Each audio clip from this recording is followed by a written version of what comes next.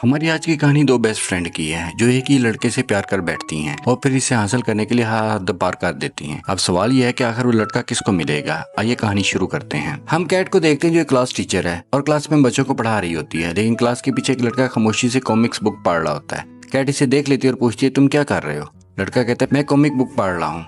Cat कहती है, अच्छा तो हमें भी पढ़कर सुनाओ। लड़का कहानी पढ़ना शुरू करता है और हैरान कौन तौर पर कैट को भी इसमें दिलचस्पी होने लगती है। धीरे धीरे पूरी क्लास इस कॉमिक बुक में खो जाती है। तभी अचानक प्रिंसिपल आ जाता है और ये सब देखकर गुस्से में कैट को अपने ऑफिस बुला लेता है। वो कहता है, वैसे भी हमारे स्टूडेंट फेल हो रहे हैं और तुम इन्हें पढ़ाने की बजाय कॉमिक्स पढ़ा रही हो। ये तुम्हारा आखिरी मौका है, या तो ठीक से पढ़ाओ या फिर नौकरी छोड़ दो। दूसरी तरफ मैगी को देखते हैं जो एक कंपनी में ब्यूटी प्रोडक्ट्स बेचने गई होती है। वो बड़े कॉन्फिडेंटली कहती है कि हमारी प्रोडक्ट्स मार्केट में सबसे बेहतरीन और सस्ते हैं, लेकिन कंपनी की सीईओ लेबल देख लेती है। इसे पता चल जाता है ये प्रोडक्ट्स कोरिया से इंपोर्ट किए गए हैं। वो गुस्से में कहते, तुमने झूठ क्यों बोला, ये तुम्हारी कंपनी के नहीं है। मैगी भी गुस्से में आ जाती है और कहती है, अच्छा वो आपने नहीं खरीदे, वैसे भी मैं आपको बेचने वाली नहीं थी, और वहाँ से निकल जाती है। लेकिन बाहर आते ही एक और झटका लगता है। ट्रैफिक पुलिस इसकी गाड़ी उठाकर ले जा चुकी होती है। जब कैट घर पहुंचती है तो देखती है कि मैगी बिल्कुल पागलों की तरह घर में डांस कर। कैट पूछती है, क्या हुआ, तुमने सामान बेच दिया? मैगी कहती है, मैंने तुम्हें कहा था ना कि कोरिया वाले सारे स्टिकर्स उतार देना, तुमने एक छोड़ दिया और इसी एक स्टिकर ने मुझे बर्बाद कर दिया और ऊपर से गाड़ी भी चली गई। फिर मैगी पूछती है, तुम्हारा दिन कैसा रहा? कैट कहती है, मुझे नौकरी से निकाल दिया गया। अब दोनों की जिंदगियां खराब हो चुकी होती हैं, इसलिए वो अपने दुख भुलाने के लिए शराब पीती हैं और मूवी देखती हैं। इसी तरह मैगी कहती है, मैंने आज एक लड़के को बुलाया था। कैट कहती है, तुम्हारी तो लाइफ सेट है, कोई ना कोई मिल ही जाता है, मेरी लाइफ देखो मुकम्मल खाली। मैगी कहती है, क्योंकि तुम किसी को अपने करीब आने ही नहीं देती। ये बात कैट को बुरी लगती है और वो वहाँ से उठकर चली जाती है। रात को मैगी इसे उठाती है और कहती है, हमारी लाइफ ठीक नहीं चल रही, क्यों ना कहीं घूमने चलें। कैट कहती है, कल बात करते हैं। मैं कहती है, कल नहीं अभी, 3 घंटे बाद हमारी फ्लाइट है। अगले सीन में दोनों एयरपोर्ट पर होती हैं। वहाँ लंबी लाइन देखकर कैट परेशान हो जाती है, लेकिन मैगी एक सिक्योरिटी गार्ड को इम्प्रेस करके इन्हें जल्दी अंदर ले जाती है। अब दोनों जहाज में बैठती हैं। कैट को ऊंचाई से डर लगता है, इसलिए नींद की गोलियां खा लेती हैं ताकि पूरा सफर सोकर गुजरे। तभी वहाँ एक हैंडसम लड़का आता है जिसका नाम राइन होता है और इसे देखते ही दोनों लड़कियां इस पर फिदा हो जाती हैं। मैगी फौरन इससे बात करना शुरू कर देती है, तुम कहाँ जा रहे हो? राइन कहता है, मैं अपने दोस्त की शादी में जा रहा हूँ। ये सुनकर दोनों इसके साथ मजीद बातें करने लगती हैं। कैट को थोड़ी जेलसी होने लगती है, इसलिए वो भी गुफ्तगू में शामिल हो जाती है, लेकिन नींद की गोली असर दिखाती है और कैट सो जाती है। तभी ये फ्लाइट अटेंडेंट आता है और बताता है कि फ्लोरिडा में तूफान आ गया है, इसलिए फ्लाइट को इमरजेंसी लैंड करना पड़ेगा। फ्लाइट लैंड हो जाती है और तूफान की वजह से अगली फ्लाइट 2 दिन के लिए डिले हो जाती है। अब इन दोनों को मजबूरन सेंट लॉइस शहर में 2 दिन रुकना पड़ता है और यहीं से शुरू होती है असल कहानी। ये दोनों लड़कियां 2 दिन के लिए सेंट लॉइस शहर में रुकने का फैसला करती हैं और एयरपोर्ट से निकलकर एक होटल में कमरा ले लेती हैं। इधर मैगी अपने फोन पर लड़के तलाश कर रही होती है ताकि रात को किसी के साथ वक्त गुजारा जा सके,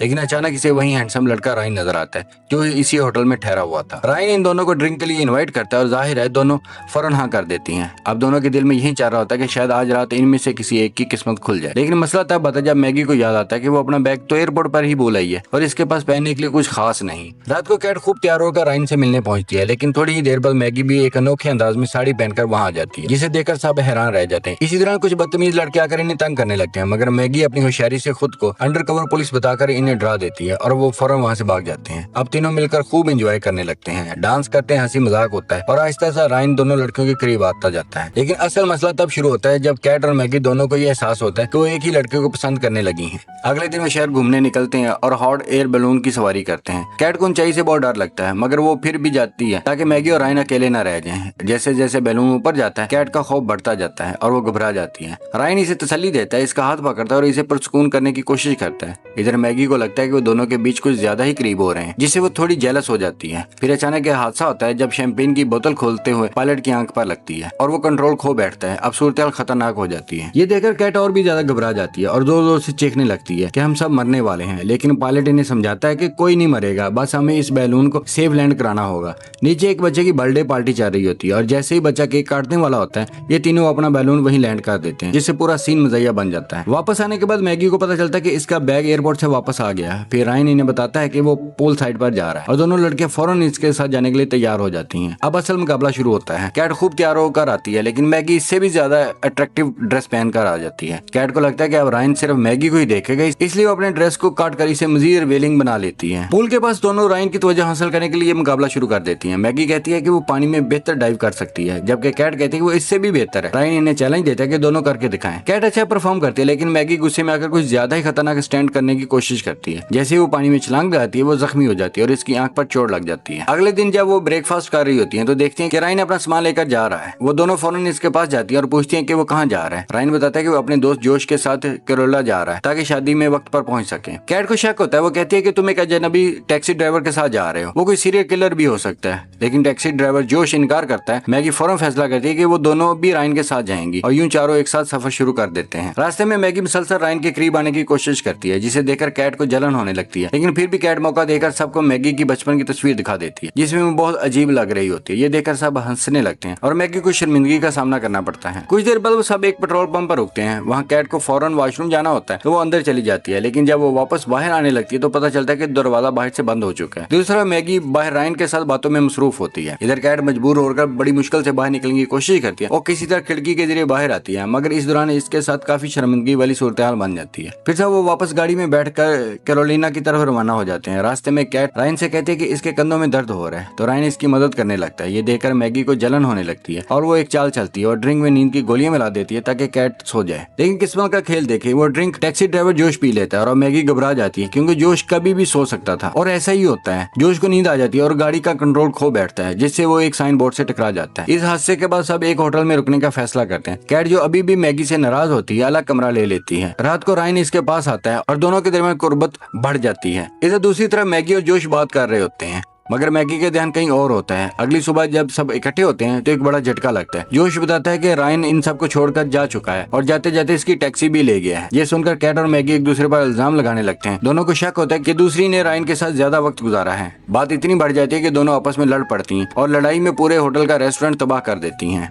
आखिरकार पुलिस आ जाती है और दोनों को गिरफ्तार कर लेती है। पुलिस जब इनसे पूछती है कि रायन कौन है तो हैरानकुन तौर पर किसी को भी इसका पूरा नाम भी नहीं पता होता। तभी जोश कहता है कि रायन ने इसे फेसबुक पर फ्रेंड रिक्वेस्ट की थी, वो इसकी प्रोफाइल चेक करके सच्चाई बता सकता है। जोश जब रायन की प्रोफाइल चेक करता है तो सबके होश उड़ जाते हैं। आज ही रायन की शादी होने वाली होती है। अब कैट और मैगी को समझ आ जाता है कि वो क्यों इतनी जल्दी में वहाँ से भागा था। दोनों शदीद गुस्से में आ जाती है और फौरन फैसला करती है कि इसकी होने वाली बीवी को सच बता देंगी। वो पुलिस से दरख्वास्त करती है कि इन्हें छोड़ दिया जाए क्योंकि एक लड़की की जिंदगी बर्बाद होने से बचाना जरूरी है। पुलिस इन्हें छोड़ देती है और दोनों फौरन टैक्सी लेकर शादी वाले मुकाम पर पहुंच जाती हैं। वहां जाकर वो दुल्हन को बताती हैं कि इसका होने वाला शौहर धोखेबाज है और कह रहा था वो दोनों के साथ था। ये सुनकर दुल्हन गुस्से में आ जाती है और फौरन शादी तोड़ देती है। लेकिन अगले ही लम्हे इन्हें एहसास होता है कि वो तो शख्स रायन नहीं बल्कि कोई और ही था। फिर दोनों अक्सर रायन को ढूंढ लेती हैं और इसका सामना करती हैं और इस पर इल्जाम लगाती हैं कि इसने इन्हें धोखा दिया। लेकिन रायन जवाब देता है कि तुम दोनों खुद इसके करीब आना चाहती थी, इसने किसी को मजबूर नहीं किया। जब वो इससे पूछती है कि इसने अपनी शादी के बारे में क्यों नहीं बताया तो वो कहता है तुमने कौन सा पूछा था मुझसे। इसी दौरान इसकी होने वाली बीवी वहां जाती है जो काफी सख्त मिजाज होती है और रायन को डांटना शुरू कर देती है। ये सब देखकर कैट और मैगी फैसला करती हैं कि दोनों एक दूसरे के लिए ही ठीक है और वो मजीद कुछ कहे बगैर वहां से चली जाती हैं। बाहर आकर दोनों को अपनी गलती का एहसास होता है और एक दूसरे से माफी मांगती हैं। दोस्ती को किसी लड़के पर कुर्बान करने की बजाय वो अपने रिश्ते को तरजीह देती हैं। आखिरकार मैगी जोश के पास जाती है, इससे माफी मांगती है और दोनों के दरमियान एक नया रिश्ता शुरू हो जाता है। दूसरे कैट को दोबारा अपनी स्कूल जॉब मिल जाती है और मैगी भी अपने बिजनेस में मसरूफ हो जाती है। कहानी का इख्तिताम एक मुस्बत नोट पर होता है। दोनों लड़कियां अब एक बेहतरीन दोस्त हैं और सीख लेती हैं कि सच्ची दोस्ती किसी भी आरजी मोहब्बत से ज्यादा कीमती होती है। इसके साथ ही हमारी आज की कहानी खत्म हो जाती है। उम्मीद है आज की कहानी आपको पसंद आई होगी। मजीद अच्छी मूवीज के लिए आप हमारे चैनल को सब्सक्राइब करें।